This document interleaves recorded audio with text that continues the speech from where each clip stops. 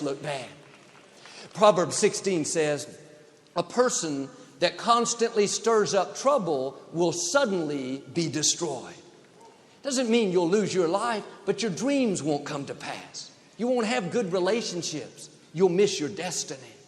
That's why Paul used such strong language. I urge you, stay away from those that cause division. He was saying, I implore you, I challenge you. He knew it would keep us from becoming what we were created to be. And sometimes it's just subtle things that can plant these seeds of discontentment. A friend comes up, says, my husband bought me this beautiful bracelet for my birthday. What did your husband get you? You don't tell them, but all you got was a small box of chocolates on sale from Walmart.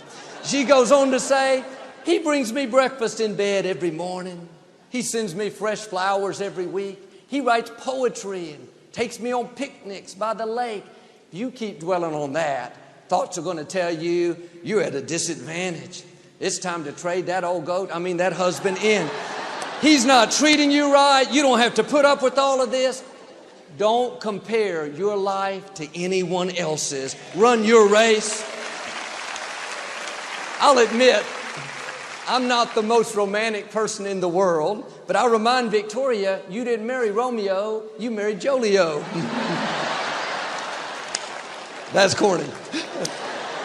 If you make the mistake of comparing your situation, you're going to be disgruntled, because there will always be somebody that's ahead of you, somebody that has it better, somebody that makes it look like you're at a disadvantage. But can I tell you, somebody has it worse. Somebody would gladly take that husband. Somebody would love to have the wife that you've gotten sour with. They'd love to have your job. Don't let people talk you into being disgruntled, sour.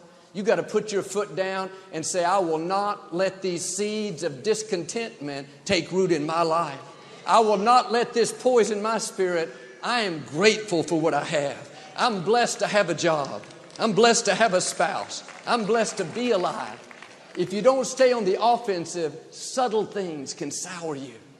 You can be coming to Lakewood, happy, enjoying the services, and a friend says, do you really like parking that far away? Don't you think the service is a little too long? That music was a little too loud? I came last week, I didn't get anything out of the message when Dr. Paul spoke. You've been volunteering there for years.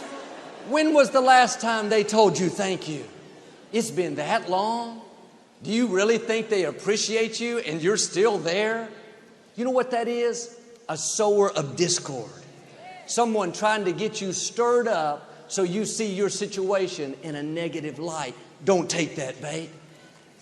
In junior high, I played on the basketball team, and one game I was on the bench, and a good friend of mine was sitting next to me. I'd known him my whole life, and I knew I could get him riled up. And I didn't mean anything wrong. I was just kind of bored and wanted to have fun. So when the referee called a foul on our team, I turned to him and said, that was a terrible call. I can't believe that was a foul. You need to say something. He shouted, come on, ref, open your eyes. I couldn't believe he shouted that loud. And I thought, if he's this gullible, I'll try something more. The next foul, I nudged him and said, that was ridiculous.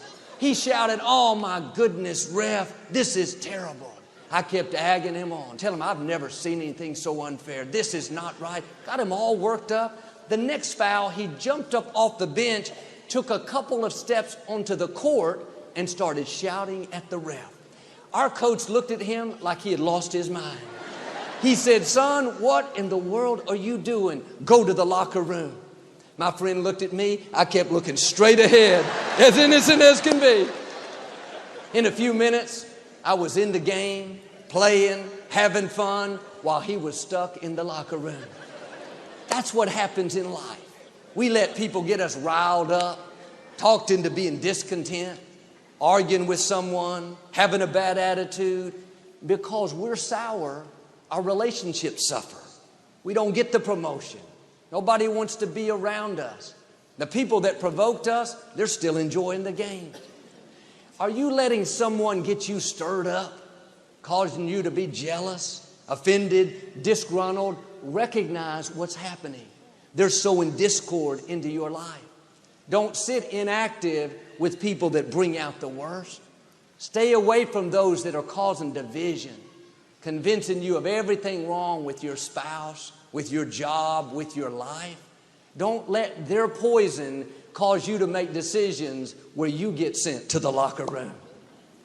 Numbers chapter 16, a man named Korah was disgruntled with Moses. He didn't like that Moses was the leader, that he was getting all the credit. He conspired with 2 other men to start a rebellion against Moses. They rounded up 250 people.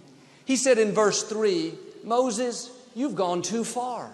Everyone in Israel has been set apart for the Lord. What right do you have to act like you're better than all of us? He was questioning Moses' leadership and whether God had called him. The truth is, Korah was jealous of Moses. He had seen the favor on his life. He went to these other leaders and started sowing discord. Hey, Moses is not that hot. He's just trying to take all the credit. You should be up there. I should be up there. This is not right. There's nothing God dislikes any more than people that bring division. If there's something you don't like about your job, your boss, your friends, your church, the right thing to do is to go to the people in charge and express your concern. The wrong thing to do is to talk bad behind their backs, stir up trouble, try to exaggerate things that you don't like, try to get other people on board.